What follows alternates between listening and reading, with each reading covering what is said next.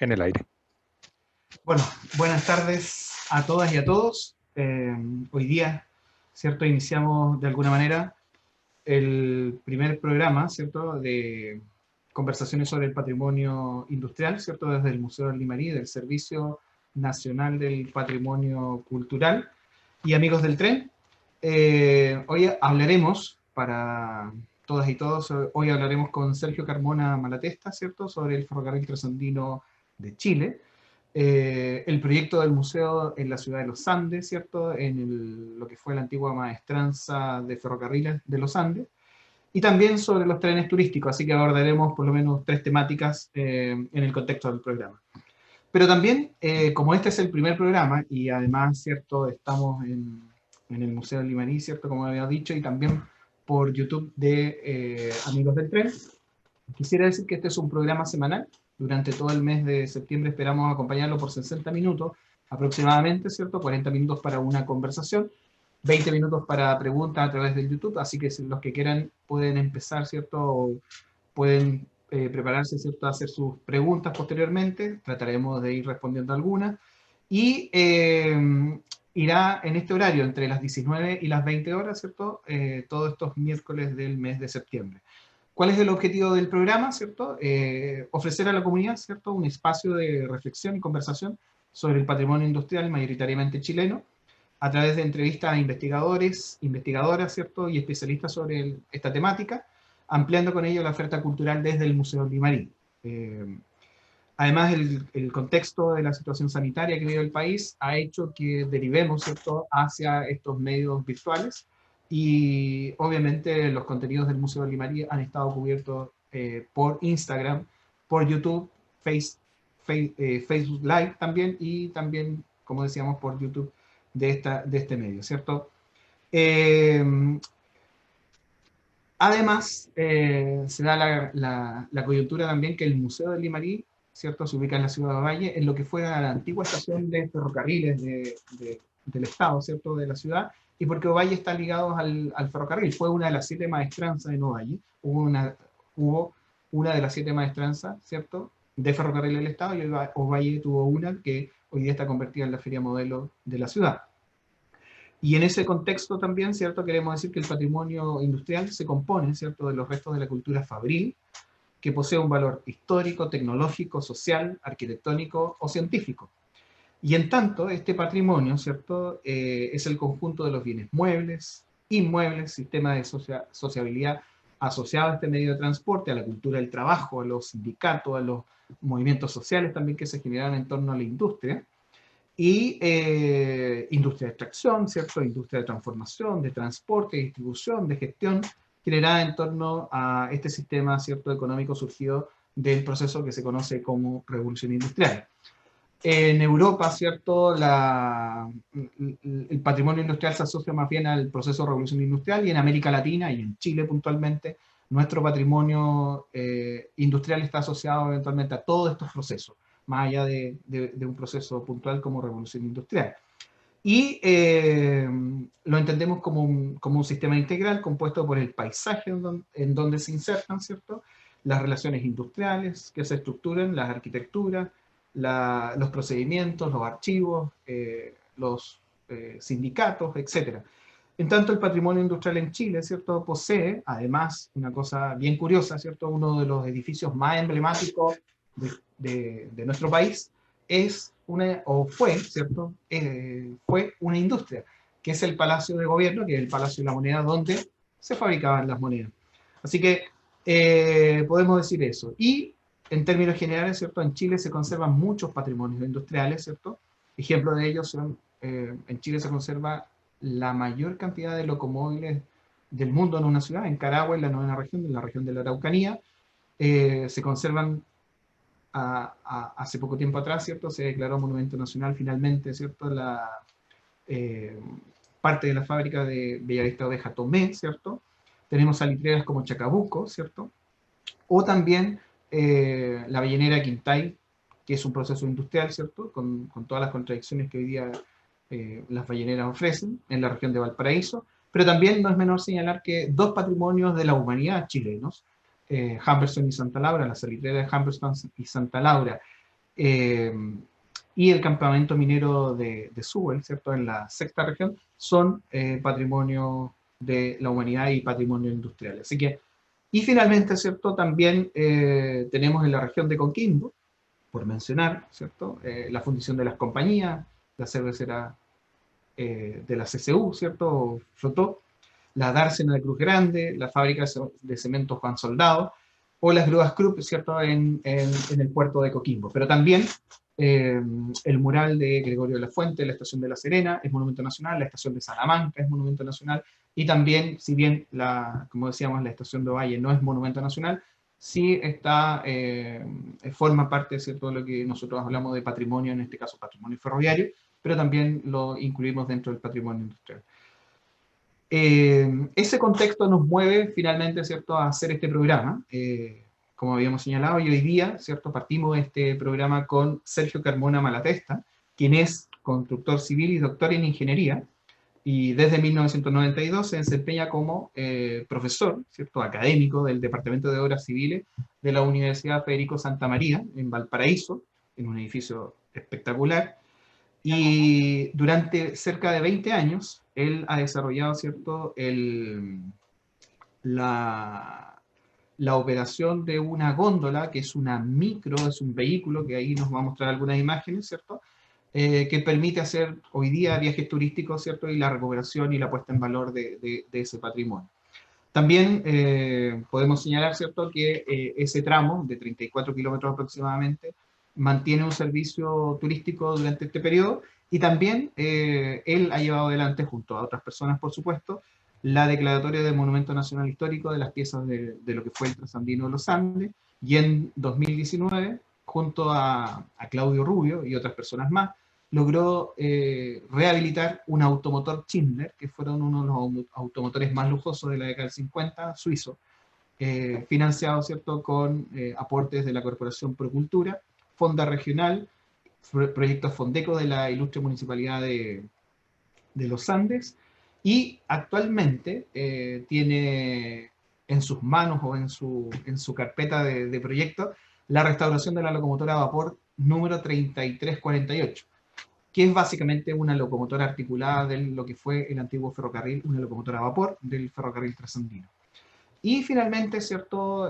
Sergio, ¿cierto?, y un grupo de personas ha sido promotor de crear, ¿cierto?, en los Andes un centro de restauración, de crear un museo de sitio, y también generar, ¿cierto?, viajes turísticos en lo que fuera el antiguo ferrocarril trasandino de Chile. Así que dejamos, abrimos un poco la pantalla y de alguna manera presentamos, ¿cierto?, a Sergio Carmona Malatesta. Bienvenido, Sergio. Gracias por venir. Muchas gracias, Marco, por la invitación. A Ernesto también.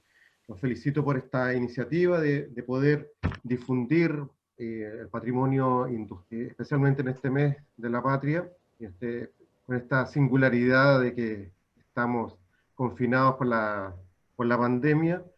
No obstante, yo creo que es un buen mecanismo, una buena forma de poder difundir lo que hemos podido hacer, en nuestro caso en los Andes, durante ya más de 20 años, en forma, diría yo, bastante exitosa. Uno no siempre logra todo lo que espera o en los plazos que uno espera.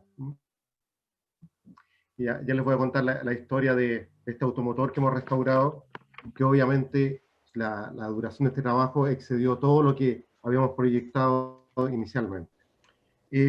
Para contextualizarlo, voy a mostrar algunas fotografías.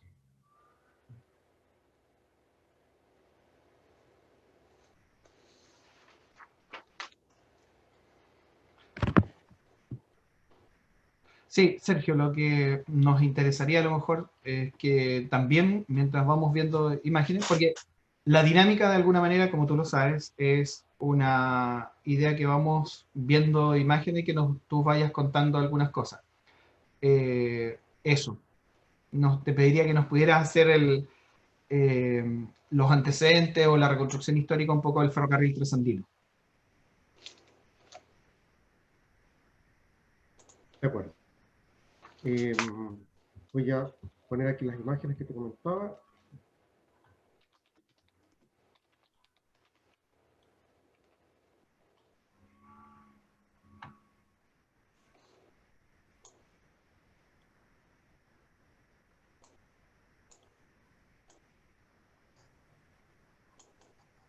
Bien.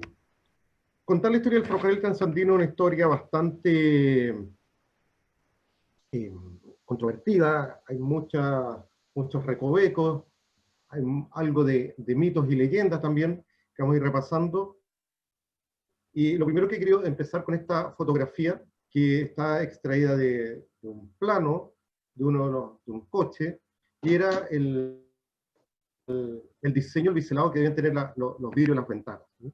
Y ahí nos marca el símbolo que tenía el ferrocarril transandino chileno.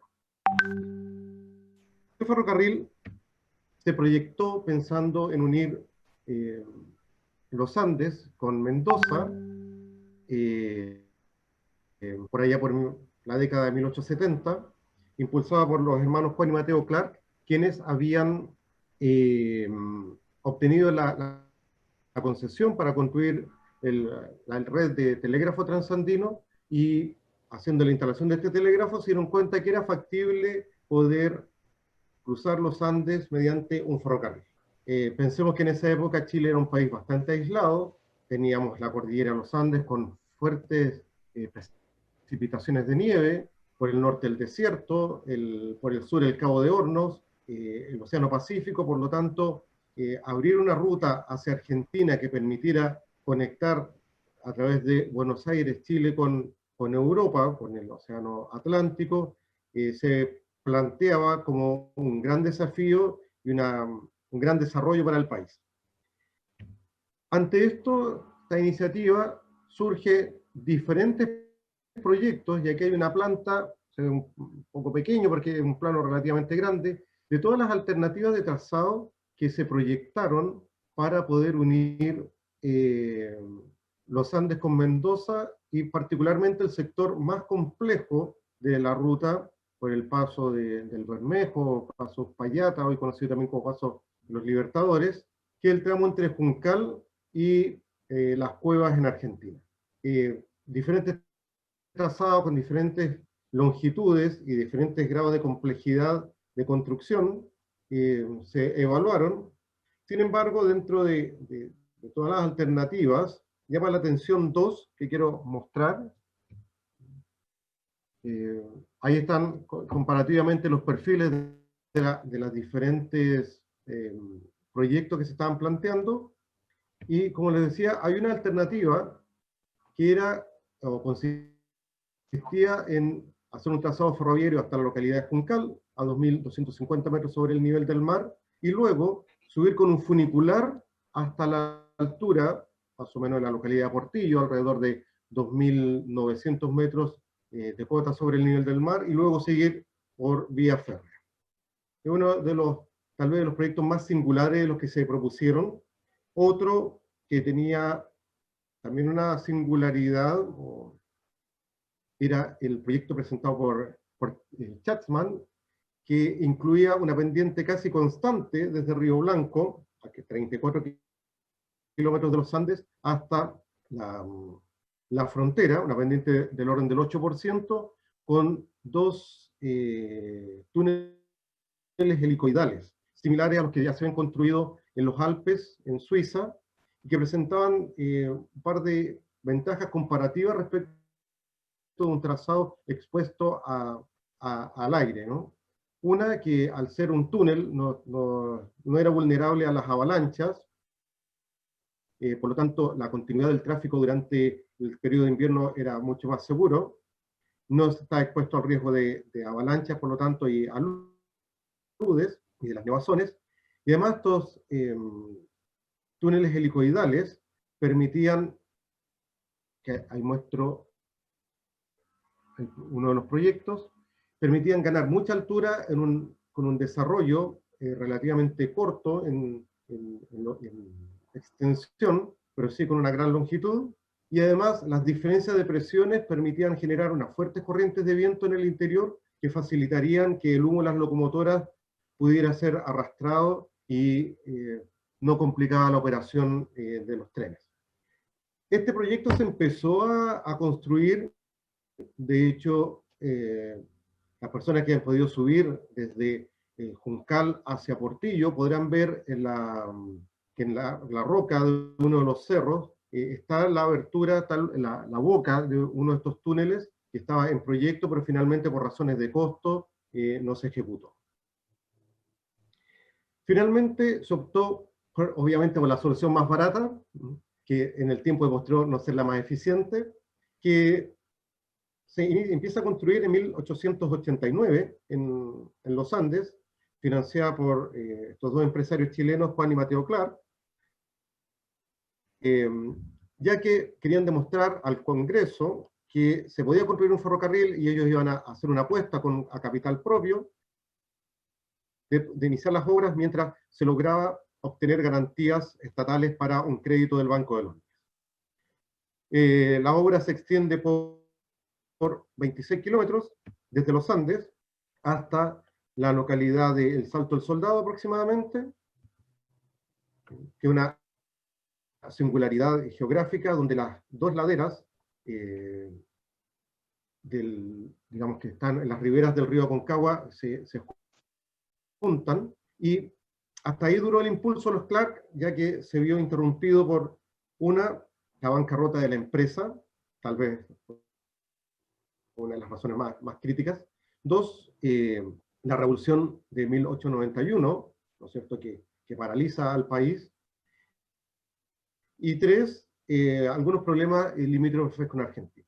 No obstante, como ya se había construido parte del trazado, empezó a operar un servicio que salía desde los Andes por la madrugada, o sea, los trenes salían de Valparaíso y Mapocho hasta la estación de Las Vegas, en la primera zona de ferrocarriles del Estado.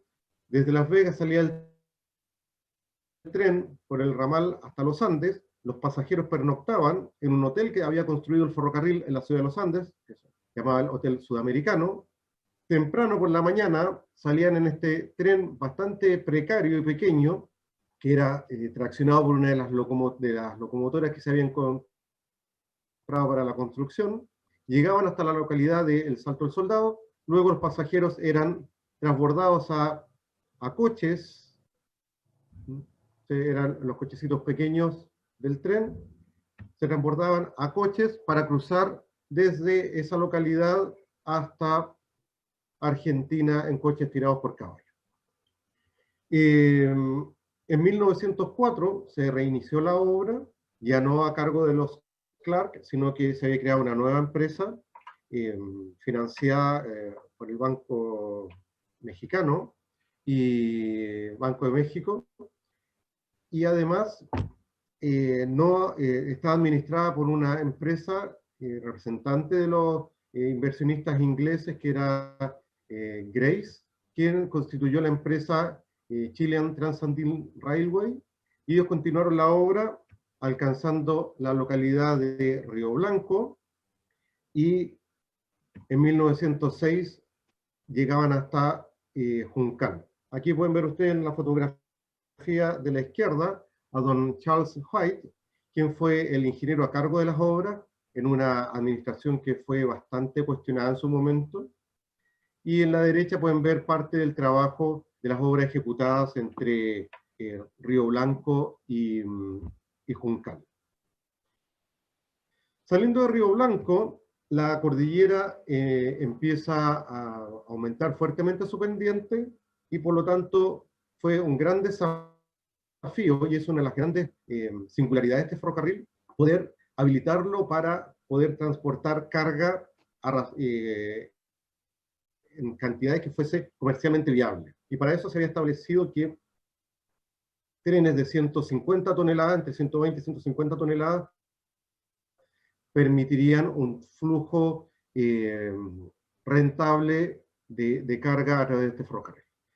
Entonces se implementó un sistema de rieles dentados, conocidos como cremallera, que ya se utilizaban en Suiza, pero en el caso chileno, en lugar de tener 2 rieles dentados, llevaba 3, como pueden ver ustedes ahí en la fotografía.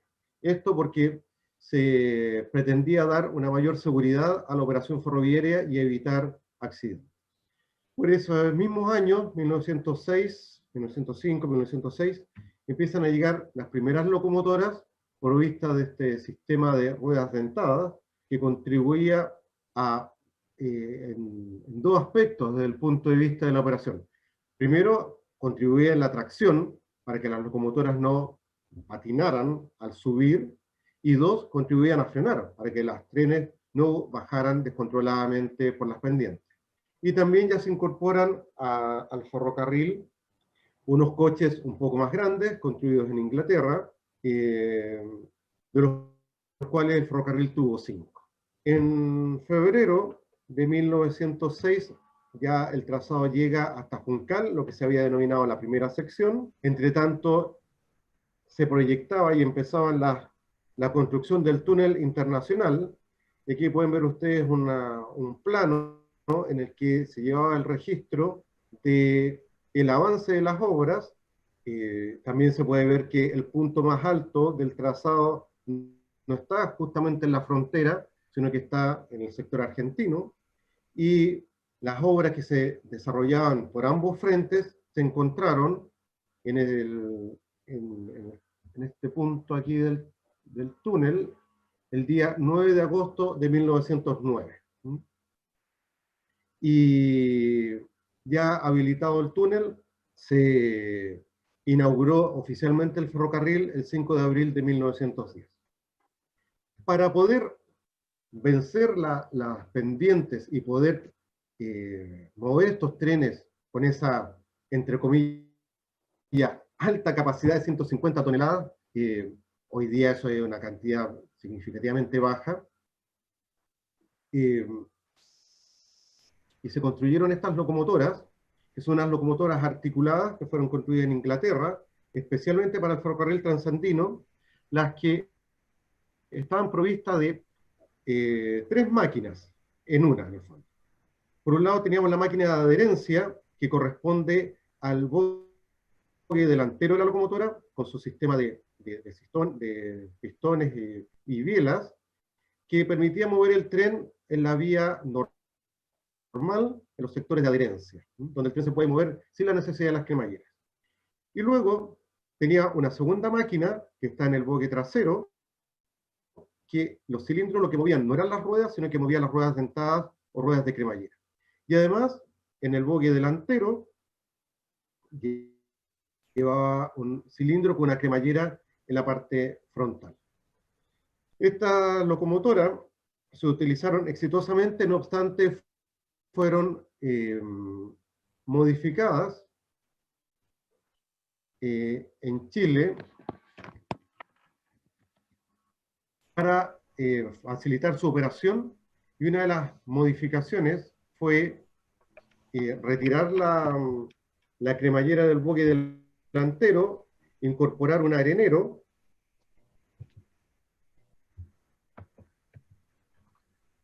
y hacer algunos cambios en los cilindros. Y aquí pueden ver ustedes la locomotora, que aún se conserva, la número 8, fueron 3 las que se construyeron para el ferrocarril. Esta es la número 8, la número 7, esa fue chatarreada, y la número 9 se conserva en el Museo Ferroviario de la Quinta Normal en Santiago.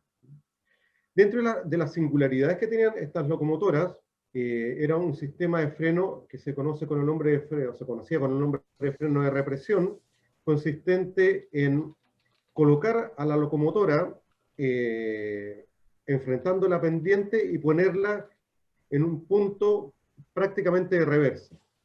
Con el peso, el tren se empezaba a mover, impulsado por la pendiente, y en ese caso los cilindros, en lugar de mover el tren, actuaban como compresores, y con eso permitían bajar en forma controlada sin necesidad de usar los frenos de aire.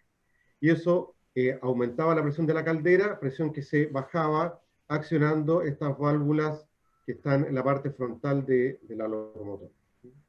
Esto sería una suerte de freno motor, o en el caso de las locomotoras actuales, un freno dinámico, en el caso de las eléctricas, una suerte de freno de regeneración.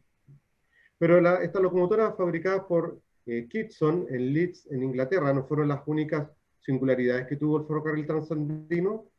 Hubo otras locomotoras fabricadas en Alemania, por la compañía Esslingen, que tenían algunas diferencias con las Kitson.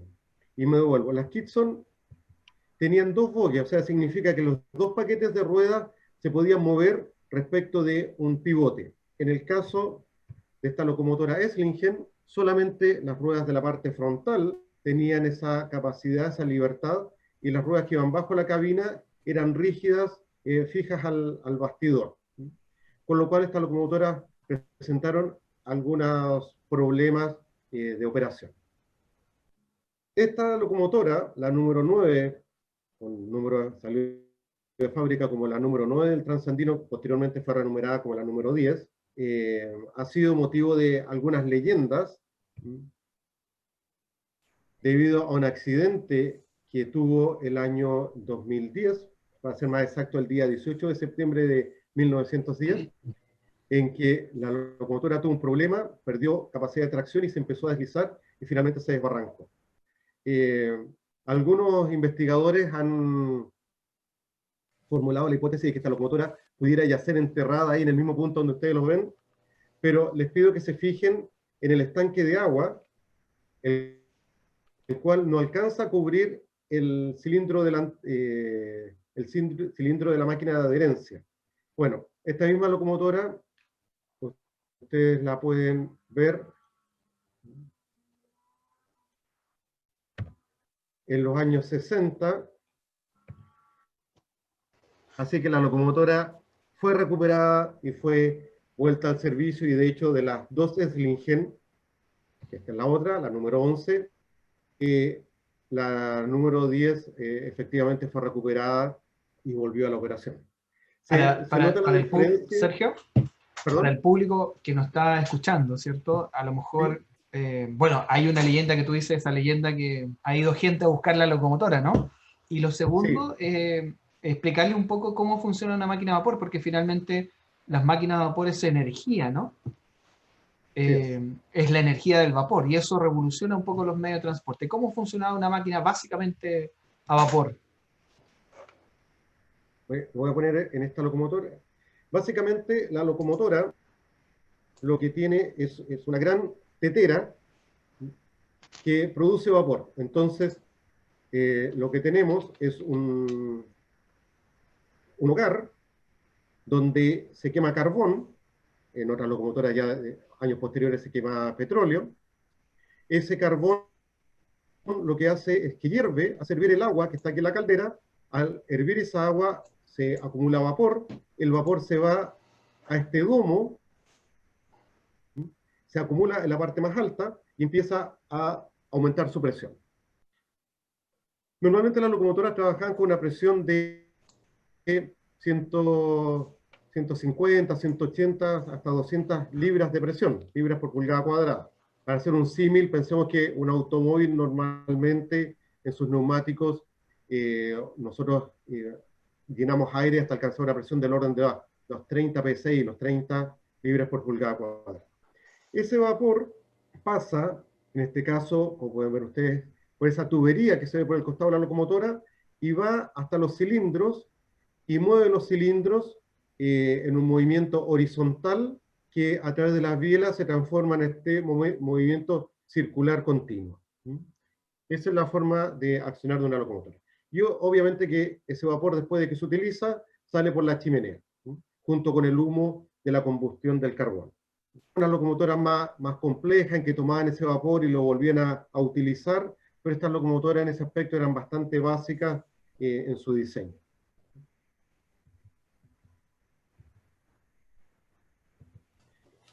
Bueno, aquí hay una fotografía de la estación de Caracoles en 1919, donde pueden ver ustedes un tren, el tren internacional, que mantuvo el nombre de Combinación Internacional desde el origen, combinación por el hecho de que primero era en tren, después eran en coche, a veces era, después había tramos que era en caballo o en mula, por lo tanto, este sistema que hoy llamaríamos multimodal de transporte recibió el nombre de la Combinación Internacional, nombre que mantuvo hasta su última operación en 1979. Dado que la cordillera siempre ha presentado condiciones climáticas bastante adversas, de hecho había registros del ferrocarril en que en 1905 precipitaron en la frontera 11 metros de nieve, el ferrocarril debió contar con equipo especializado para poder despejar la vía después de las nevazones. Y básicamente tenía dos equipos, uno que se conocían con el nombre de arado, que era este carro con esa suerte de proa o de espolón que se colocaba en la parte delantera de las locomotoras y que era empujado por una locomotora e iba abriendo, despejando la vía. Y esto se usaba normalmente cuando la altura de la nieve no superaba los 50 centímetros y la nieve estaba fresca. Y para operaciones más complejas, cuando la altura de nieve era mayor o ya la nieve se había endurecido, se utilizaba un barrenieve rotatorio a vapor, que ustedes pueden ver en la parte posterior de la fotografía. Y esto lo que era, al igual que una locomotora, una caldera que producía vapor, pero en lugar de mover con ese vapor las ruedas, movía un aspa que está en la parte frontal y permitía ir despejando la vía, como pueden ver ustedes aquí en esta fotografía. Esta es una faena de despeje de la línea en el sector entre Juncal y Portillo en 1919. Ahí pueden ver ustedes cómo la cantidad de nieve que bloqueaba la vía, y pueden ver ustedes una vista del rotatorio, cómo iba despejando la vía. Ya que no se podía mover por sus propios medios, para moverlo se empujaba con una o dos locomotoras, inicialmente a vapor, después fueron con eléctricas y finalmente con eléctricas y diésel, para poder avanzar despejando la ruta. Era tan compleja y cara la operación de este ferrocarril y siempre enfrentó problemas económicos que la administración del ferrocarril solicitó un rescate financiero al Estado en 1923 y este rescate financiero se fue otorgado condicionado a tres grandes mejoras que debía implementar el ferrocarril. La primera de ellas consistía en mejorar las condiciones de operación. El ferrocarril era muy precario, las condiciones de viaje eran bastante penosas en muchos casos, y por lo tanto el ferrocarril adquirió a la compañía Birmingham Railway Carriage en Inglaterra un tren Pullman. Este tren era un tren de alto estándar para la época, y considerando que dadas las limitaciones en la capacidad de las locomotoras frente a las pendientes, todos los coches tenían que ser de madera para que fuesen más ligeros. Este tren tenía un coche para equipaje, que dicho sea de paso todavía existe y está en la estación, en el patio de la estación Alameda, en Santiago, en no muy buenas condiciones. Tenía un coche que era cocina y portaequipaje, un coche comedor con esa vista interior, un coche comedor bastante lujoso, y 4 coches Pullman para transporte de pasajeros, que se caracterizan por tener un compartimiento reservado en un extremo para 6 pasajeros, 2 sillones, también cada uno, y 10 sillones móviles que se distribuían al interior del coche, como pueden ver ustedes en esta fotografía. Y entonces a partir de 1923 los viajes se hacían con este tren Pullman, ahí lo pueden ver ustedes saliendo de la estación de Los Andes con una de las locomotoras Kitson en el frente. La otra mejora consistió en economizar en costos de operación, y para eso se exigía la electrificación desde la localidad de Río Blanco hasta Las Cuevas, que era la primera estación después del túnel internacional. De esa manera se esperaba poder reducir los costos en carbón, porque estas locomotoras, para poder producir el vapor y tener la potencia de diseño, requerían de carbón inglés, y por lo tanto se traía briquetas de carbón desde Gales, en Inglaterra, para la operación del ferrocarril transandino. Entonces eso era muy costoso y a través de una operación con tracción eléctrica se esperaba reducir los costos. En esta imagen lo que ustedes pueden ver es el proyecto de electrificación de la estación de Juncal, que está ubicada a 50 kilómetros de Los Andes. La electrificación se empezó a ejecutar en 1925 y se inauguró en 1927, cuando entraron en operación en octubre de ese año estas locomotoras construidas en Suiza, las que estaban provistas de 6 motores, 4 de ellos estaban destinados a la tracción en adherencia y 2 de ellos estaban destinados a traccionar el sistema de cremalleras. Con esto se logró reducir los tiempos de viaje, economizar en la operación y hacer más placentero el viaje para los viajeros. Aquí pueden ver ustedes un tren internacional con una de las máquinas eléctricas en la estación de Juncal, aproximadamente en el año 1940. El carro que ustedes ven ahí frente al tren, no, delante del tren, es un carro reja o carro para transportar ganado. Lo que más transportaba el ferrocarril transandino desde Argentina a Chile era ganado. En ese tiempo no existían los sistemas frigoríficos que tenemos hoy, por lo tanto el ganado viajaba en pie desde Argentina y era faenado en Chile. Y el tercer requisito fue hacer 2 grandes modificaciones en el trazado para sacar la vía de las zonas de avalancha, y una de esas modificaciones fue en el sector entre Juncal y el kilómetro 55, 5 kilómetros antes, 7 kilómetros antes de llegar a Portillo, en que la vía se modifica y queda en el trazado que ustedes pueden ver aquí en esta línea roja. Y la otra modificación es entre Portillo y el túnel internacional. Todavía quedan restos de estas obras y se pueden ver desde la carretera, donde hoy se construyó un nuevo centro de aduana, la aduana internacional, en Los Libertadores. Pero además este cambio tiene una cierta connotación como tragicómica para el ferrocarril, porque la ruta se modifica reemplazando el trazado que ustedes ven en la línea segmentada hacia el trazado que se denomina variante 2, pero el año 84 cae una gran avalancha desde el Cerro del Indio, que arrasa con el complejo Los Libertadores y destruye 500 metros de esta vía, de esta variante, y fue el motivo por el cual se cerró el servicio internacional en 1984. O sea, es un proyecto que buscaba minimizar los riesgos de avalancha, finalmente hace que el trazado sea más vulnerable respecto de otros lechos de avalancha. El ferrocarril hasta 1934 mantuvo una administración conjunta, un solo ferrocarril, pero ese año se divide entre la sección chilena y la sección argentina, y la sección chilena pasa a manos de la empresa de ferrocarriles del Estado, empresa que empieza a hacer una serie de cambios y modificaciones para intentar potenciar el transporte por esta ruta. Una de las modificaciones se hace sobre los vagones de pasajeros que databan de 1905, los cuales son transformados.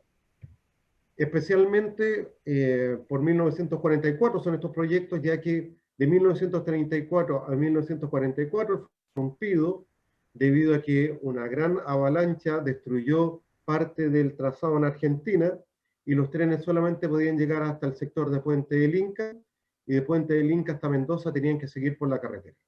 Esto se reparó y se hizo un nuevo trazado en el sector de Uspallata en Argentina, se rehabilita el ferrocarril, pero claro, ya el transporte vial había empezado a ocupar una parte importante de los servicios de pasajeros sobre la cordillera.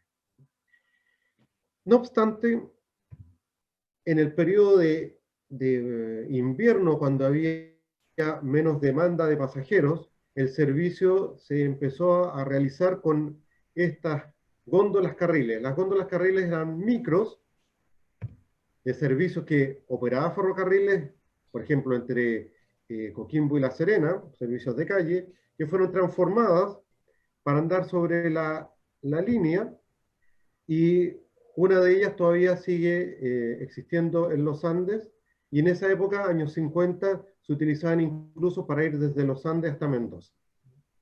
Otro hecho singular de la historia de este ferrocarril es que en 1953, Juan Domingo Perón, presidente argentino, visita Chile, después de una visita que realiza a Argentina el presidente chileno Carlos Ibáñez del Campo, y el viaje que hace Perón a Chile es por tren. Llegan hasta las cuevas, y de las cuevas entonces posteriormente siguen en tren. Aquí los ven ustedes saludando a personas que le están dando la bienvenida en la estación de Río Blanco. Esta es una fotografía del tren presidencial llegando a la estación de los Andes con una locomotora a vapor tipo W. Estas locomotoras fueron construidas para la Red Norte, pero algunas de ellas fueron trasladadas temporalmente al ferrocarril Transandino, con algunas complejidades operacionales, ya que las tornamesas donde se invertía la locomotora para dejarla en la dirección de avance del Transandino eran muy pequeñas, por lo tanto esta locomotora tenían que subir retrocediendo hasta Río Blanco. Aquí ven ustedes el viaje de regreso en el primer tren, en el primer tramo, desde Los Andes hasta Río Blanco. Aquí ya en Río Blanco pueden ver ustedes que estaba electrificado, y luego traccionado con locomotoras a vapor desde Río Blanco hasta Las Cuevas. En el viaje de regreso, aquí pueden ver ustedes al presidente Ibáñez, después de haber ido a despedirse de Perón en Las Cuevas, cuando ya viene de regreso a Chile en uno de los coches Pullman, junto al personal del tren y algunas autoridades de ferrocarriles. Este coche tuvo una vida bastante singular. Muchos de ellos desaparecieron, pero fue vendido como parte de los remates de material dado de baja por el año 84, y hace 2 años pudimos recuperarlo y llevarlo de regreso a los Andes. Aquí está en momentos antes de que fuera trasladado desde la localidad de Putaendo a los Andes. Si bien es cierto, está bastante deteriorado, tenemos la estructura fundamental para poder restaurarlo y tratar de habilitarlo a como fue en la época en que cruzaba la cordillera de los Andes. Ya por los años 50 empieza a cambiar un poco el panorama de los equipos ferroviarios que podíamos ver, y se integran al ferrocarril transandino automotores diésel construidos en Suiza, que venían orientados a mejorar los servicios de trenes locales y trenes de turismo hasta la localidad de Portillo. Estos fueron 4, en realidad Ferrocarriles compró 16, llegaron 18, nunca he sabido por qué llegaron 2 más, no he encontrado algún antecedente que justifique ese arribo de automotores más. 10 estaban destinados a la Red Norte, 4 serían clases salón, 6 primera clase, 4 eran para el Transandino de primera clase, y 2 tipo salón para el ferrocarril de Arica a La Paz. Estos automotores están provistos de sistema de cremalleras, pero solo como un freno, no contribuían en la tracción, ya que los motores tenían la potencia suficiente para permitir remontar las pendientes sin problema. En los años 60 se incorporan unas nuevas locomotoras eléctricas, 2 más pequeñas que las anteriores, con un diseño más moderno, pero con una complejidad operacional, y es que eran muy livianas. Estas locomotoras pesaban 58 toneladas frente a las 86 toneladas de las locomotoras antiguas. Estas se conocen como el tipo 200, las anteriores eran la tipo 100, y por lo tanto cuando había nieve dura estas locomotoras tendían a descarrilarse. Y además tenían otro problema operacional, y era que cuando entraban en la zona de cremallera, mediante un sistema de embragues, toda la tracción se transfería a las ruedas de entrada de cremallera, y las ruedas de adherencia quedaban solamente como apoyos, no contribuían en la adherencia, con lo cual el esfuerzo sobre la cremallera era muy alto. Aquí vemos uno de los primeros trenes saliendo con esta locomotora desde la estación de los Andes en los años 60. Desde la llegada de los automotores, en el año 56, se empezó a evaluar la posibilidad de reemplazar los trenes internacionales por servicio con automotores. Y se hicieron varios viajes de prueba, pero por diferentes problemas administrativos esto solamente se llegó a concretar el año 68, y a partir de octubre de ese año se reemplazó el tren internacional por una composición que estaba formada por 3 automotores en punta, 2 automotores motrices, uno clase salón y el otro de primera clase, y en el centro un acoplado, que eran automotores o unidades que tenían la misma configuración que los automotores motrices, pero como no tenían las plantas con los motores, llevaban más asientos y eran de primera clase. Sergio, ¿Sí? te comento, bueno, que hemos avanzado un poco en el horario, así que si nos pudiéramos apurar un poquito también y comentar alguna cosa también de la zona, que estos automotores también funcionaban entre La Calera y La Serena para trenes mucho más rápidos. Se demoraban bastante menos que las 14 horas que los trenes normales desde La Calera a La Serena, Coquimbo, ¿cierto? Se demoraban. Y eran bastante más rápidos porque se evitó, ¿cierto?, el cambio de locomotora como cremallera también aquí en el norte, y también la inversión del tren finalmente, de las locomotoras que tú decías. Así que era un servicio mucho más rápido en términos generales también acá en el norte. Sí, sí, efectivamente, algunos estudios que he podido hacer, los automotores de la red norte se demoraban alrededor de un 33% menos del tiempo de viaje que el tren convencional. Bueno, por su parte, los argentinos contribuían con los servicios con unos automotores fabricados en Hungría, porque tenían algunos problemas que normalmente se descarrilaban en el sector chileno. Esto se acaba el año 79, el último tren circuló el día 21 de octubre de 1979, el automotor ADI 1015 viajó desde Mendoza hasta los Andes con un pasajero. Ahí está la causa por qué suspendieron el servicio. Y el servicio de carga, como les mencionaba, siguió hasta el año 84, en que después de la avalancha se suspende el servicio internacional y solo queda operando un servicio local entre la planta de filtros de la división andina de Codelco, en que bajan concentrado de cobre hasta los Andes y de los Andes trasladado hasta la localidad, hasta la fundición de Ventanas. Y entre tanto, el equipo del Transandino quedó abandonado y fue experimentando un fuerte deterioro con el tiempo, y el único coche que quedó más o menos a resguardo fue el IT-83. Frente a esta situación, y en ese momento yo siendo miembro de la Asociación Chilena de Conservación del Patrimonio Ferroviario, y motivado por el impulso de conservar, yo había estado asistiendo en algunas ocasiones a los trabajos que hacía esta organización en la maestranza de San Eugenio, me motivé por ir a los Andes y empezar con un trabajo de conservar el equipo, evitar que fuese chatarreado, tratar de rescatarlo y ponerlo a resguardo. Para eso conté con un fuerte apoyo, y lo sigo contando, de la empresa FEPASA, que sus colaboradores y el personal del taller diésel de los Andes, lo que ha permitido proteger este equipo y por lo menos ponerlo a resguardo y empezar procesos de restauración, al menos estético, y por otro lado, protegerlo desde el punto de vista administrativo, y para eso se hizo una gestión que nos permitió, en junio del año 2005, con el apoyo de EFE, con el apoyo del Consejo de Monumentos Nacionales,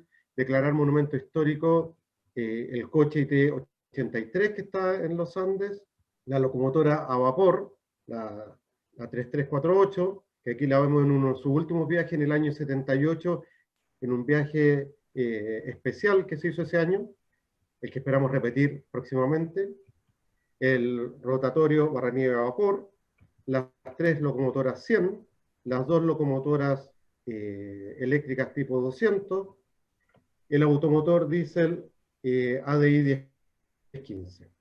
Y siempre nuestra aspiración ha sido tratar de usar el espacio que está subutilizado para implementar un museo de sitio, que nos permita, por una parte, recuperar parte de piezas del ferrocarril transandino que están diseminadas por muchas partes en Chile y también en el extranjero, poder generar un archivo, ya que se pudo conservar una parte importante de los antecedentes históricos del ferrocarril, y por otra parte, poder operar trenes turísticos y hacer conservación de trenes.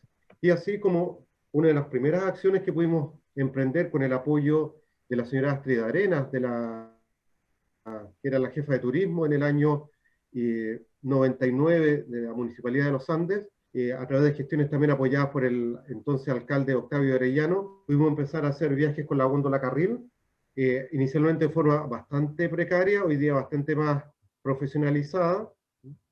Y aquí pueden ver ustedes algunas fotos de algunos de los turistas visitando el Salto del Soldado. Pero también esto ha conllevado bastante trabajo, muchas veces tenemos que ir a hacer mantención de la infraestructura, por ejemplo la tornamesa que se inunda y que necesitamos limpiarla, este trabajo lo hacemos nosotros. Y en el último tiempo también hicimos un convenio, una suerte de alianza con la Corporación de Viñateros del Aconcagua, y hemos estado ofreciendo degustaciones de vinos de la Aconcagua, vinos premios de la Aconcagua, en los viajes. Lamentablemente, este viaje, una de sus complejidades desde el punto de vista, digamos, del acceso, es que es caro, porque nosotros tenemos que financiar todos los costos que conlleva operar la góndola, desde la limpieza hasta el almuerzo, que se incluyen en el viaje, y esto ha hecho que, y todos estos costos prorrateados muy pocos pasajeros, y por lo tanto uno de los problemas que siempre hemos tenido es que, y que no hemos podido solucionar, es que el costo es muy caro debido a que la capacidad que nosotros movemos es muy limitada. Podemos hacer, o hacemos normalmente 10 viajes en el año, ya que la operación es compleja y es cara.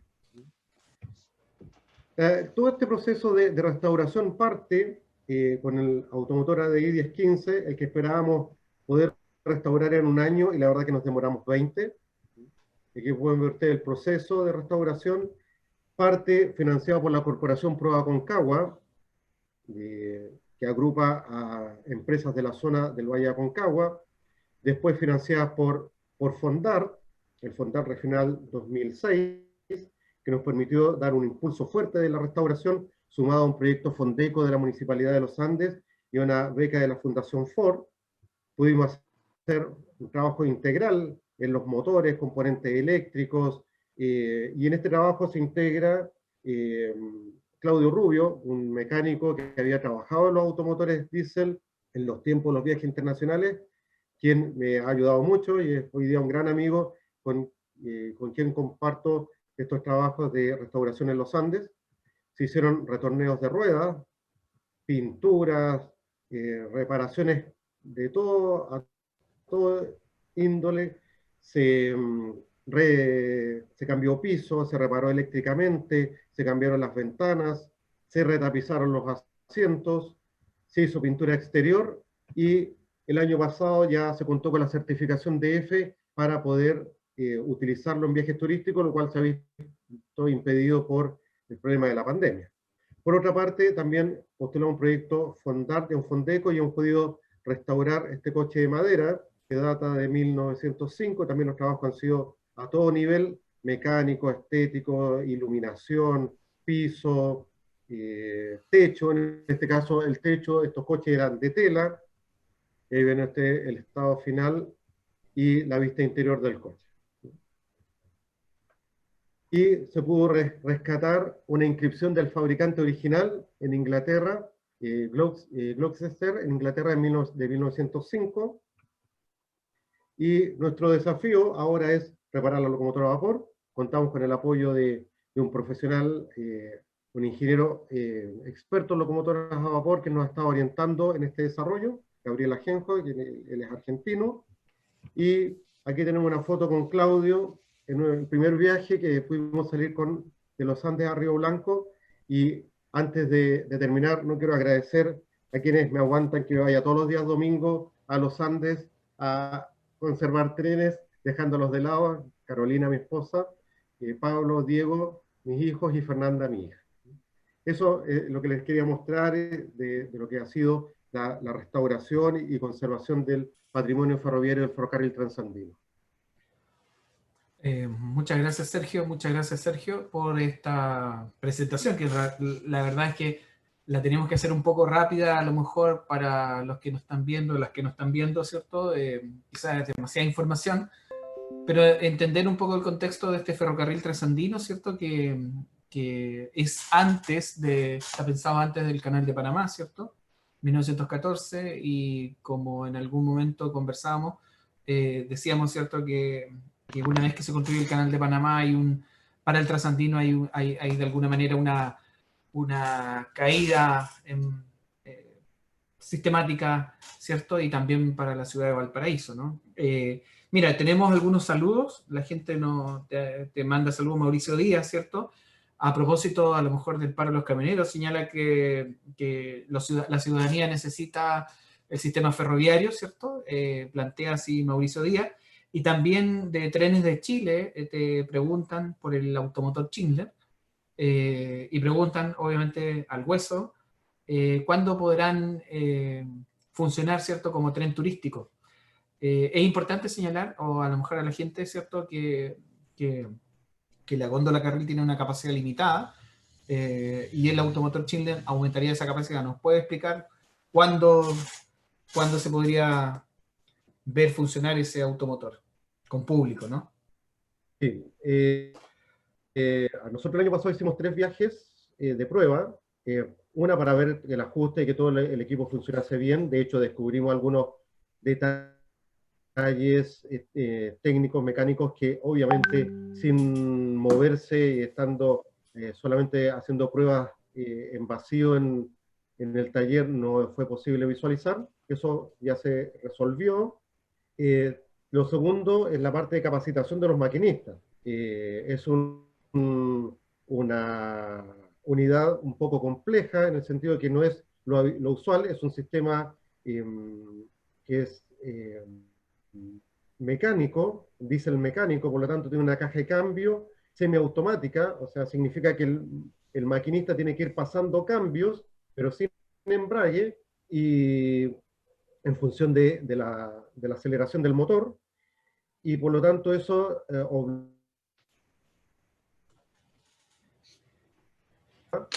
y luego vienen los temas administrativos de obtener las licencias, certificaciones. Yo creo que lo que nos falta, superado el problema sanitario que hoy día no nos permite ir a los Andes a trabajar, llevamos paralizado desde el mes de marzo, por lo tanto llevamos 6 meses sin hacer ningún trabajo de conservación y mantención de los equipos. Yo creo que es un mínimo un periodo de 6 meses para obtener, por un lado, la debida preparación de los maquinistas, como por otro lado, tener las gestiones administrativas para que se les otorguen las respectivas licencias. Ok. Sergio, no sé si será tu hija, pero Pauli Carmona dice, excelente presentación. ¿Ah? Ahí tú puedes decirnos. Mira, tenemos algunas preguntas, ¿cierto? ¿Por qué es importante conservar este patrimonio industrial? Pensando en los Andes, ¿cierto? Como región de Valparaíso, pero también para el país. ¿Cuál es tu contexto de este? Porque no son solamente las locomotoras, ¿no? Sino que es un conjunto, una unidad. ¿Nos puedes contar cuál es la importancia de eso? Como mencionaba al inicio, el transandino fue la primera puerta que tuvo Chile en fondo hacia el mundo, que no fuese el barco. Por lo tanto, eso ya constituye un hito significativo que le da un realce. Por otra parte, fue el gran motor de la economía de la ciudad de los Andes por muchos años. Hoy día lo es la minería, pero en su momento lo fue el ferrocarril. y ahí yo noto en falta un poco la presencia de los Andes como ciudad, en términos desde sus autoridades, en que ellos han priorizado y privilegiado otros hitos históricos de los Andes, como por ejemplo el periodo que vivió Gabriela Mistral en los Andes frente al ferrocarril, en circunstancias que el ferrocarril formó parte de la vida cotidiana de muchas personas, de muchas familias. Pasaron por el ferrocarril personajes históricos, o sea, el príncipe Eduardo VIII de Inglaterra, el que abdicó después por su amor a Wallis Simpson en el año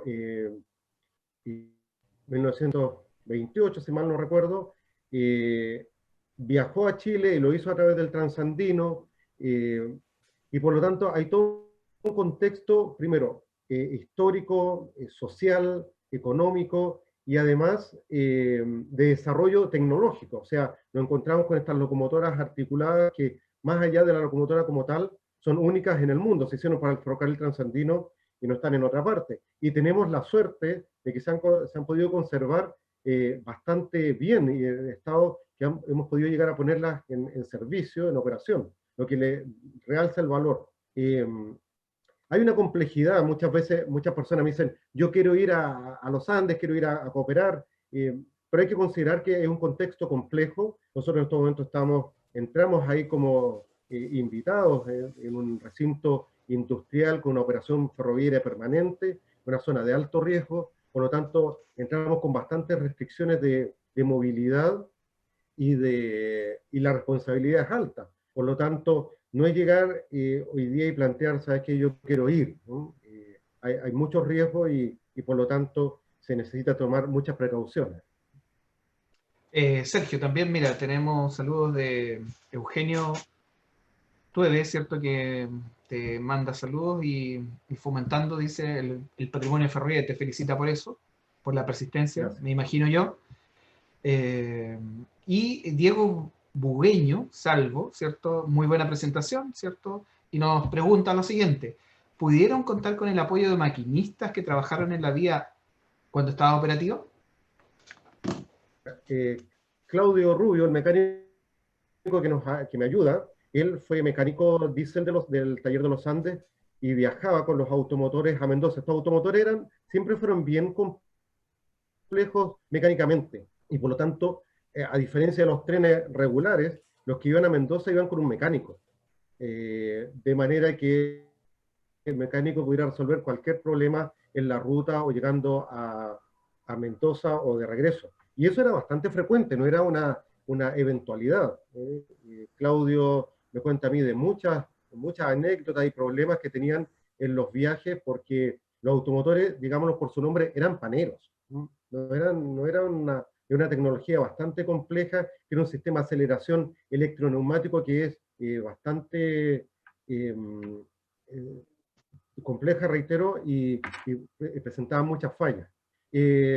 También en la operación de la góndola nos colaboran a nosotros Camilo Villarroel y Alexis Olivares, quienes son maquinistas de FEPASA, conocen mucho la ruta y ellos son los que se están en estos momentos preparando para operar con el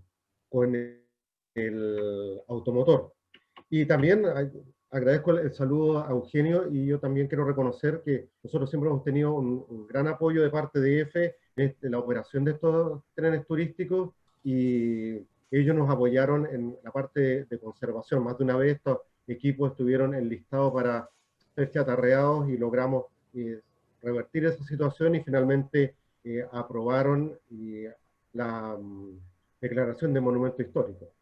También, como mencionaba antes, reconocer el trabajo y el apoyo que permanentemente hemos recibido de Ferrocarril del Pacífico y de todo el personal del taller diésel de los Andes, encabezado por don Esteban Torres y los mecánicos Carlos Vera, Miguel Rebeco, Gastón Muñoz, Eric González, que nos han apoyado en este trabajo. Y también en su momento Carlos Cruz, quien fue maquinista del Transandino, nos apoyaba con la operación de la góndola. Perfecto, mira, contar que en general la conservación, preservación, ¿cierto? Los primeros trenes turísticos parten en 1983 con el primer tren entre Victoria y Lonquimay, ¿no? Con el primer tren bajo una joven o Nobel, como tú habías dicho, ¿cierto? Que formaste parte de la Asociación Chilena de Conservación del Patrimonio Ferroviario. Ese es el primer tren a vapor con una locomotora a vapor con la 714. Y pensando en eso y pensando en el futuro, la última pregunta para cerrar un poco este encuentro. ¿Qué proyectas a futuro para el proyecto? ¿Qué tiene que ocurrir? ¿Qué cosa tiene que pasar para que se pueda concretar el museo, los trenes turísticos, ¿cierto? Y la conservación, preservación y la puesta en valor de este patrimonio industrial? ¿Qué crees tú cómo tendría que empezar a darse? Esto es un proceso. Estamos hablando, mira, el 83 parten los primeros trenes del recuerdo, ¿cierto? O de conservación, y este proyecto ya lleva su buen tiempo. ¿Qué tiene que ocurrir, crees tú? Pensando en el mediano y en el largo plazo, porque esto jugar con trenes no es muy barato, parece. Sí, no es barato. Yo creo bueno, necesitamos sincronizar o hacer esos astros son, por un lado, eh, la sociedad de los Andes, yo creo, y encabezada por sus autoridades. Por otro lado, EFE, una empresa de ferrocarriles del Estado, como propietaria de estas piezas, porque en el fondo ellos son los propietarios de esto. Por otro lado, quien esté ocupando el recinto, hoy día FEPASA, ¿no? Que ocupa el recinto y por lo tanto ahí hay una interacción con ellos y por lo menos sería necesario que estos tres astros se pudieran empezar a tener esta conjunción que permitiera llevar adelante este proyecto. Efectivamente, es necesario ver cómo se proyecta esto en el tiempo, cómo se da una continuidad y que esto no pase porque el día que yo no esté o el día que yo me aburra o el día que yo no pueda, esto se acabe. ¿Mm? Esto tiene que ser más allá de las personas, a pesar de que finalmente lo movemos personas. ¿Mm? Así que yo invito al alcalde de los Andes el año pasado, con motivo de que pudimos mover el automotor, me dieron un reconocimiento en la Municipalidad de los Andes y yo le mencioné al alcalde, su palabra empeñada hace algunos años, él volvió a tomar el guante, pero ya después vino el 18 de octubre con todo lo que eso conllevó a nivel nacional y después la pandemia, así que yo creo que ya una vez superado el tema pandemia podríamos volver a conversar de esto, porque yo creo que desde la ciudad de los Andes, donde tiene que venir el gran impulso que lleve esto a que se pueda consolidar. Súper, Sergio. Mira, todavía nos escriben, ¿cierto? R. Sainz 15 dice: felicitaciones, don Sergio, así como también a Claudio Rubio por el gran trabajo y dedicación que le ha colocado en esta gran labor. Me imagino que a lo mejor te conoce. Nicolás Astudillo, Sí, bueno, felicitaciones por...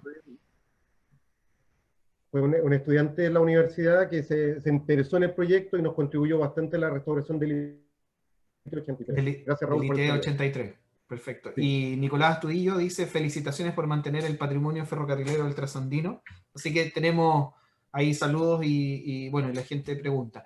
Pero tenemos que cerrar porque en honor un poco al tiempo, en honor a ti también que has tenido un poco la gentileza de venir, cerrar este primer programa. Agradecerte, Sergio, agradecer a Ernesto Vargas que está detrás y en los controles, que nos ayuda, amigos del tren, a las personas también que nos ayudan desde el Museo Limarí, ¿cierto? Del Servicio Nacional del Patrimonio Cultural. Agradecer este primer programa, agradecer que hayas podido participar y entregarnos también, irnos a una región, porque nosotros estamos aquí en Ovalle, ¿cierto? Desde Ovalle, Santiago, la región de Valparaíso, estamos conectados, ¿cierto? A través de la virtualidad. Hablar de uno de los ferrocarriles más importantes del mundo. Yo en algún momento te preguntaba, ¿cierto? Si este es uno de los... Porque esa es la pregunta típica que uno como amante un poco de los trenes le haces, ¿no? Este es el ferrocarril más difícil de operar del mundo, y dinos sí o no.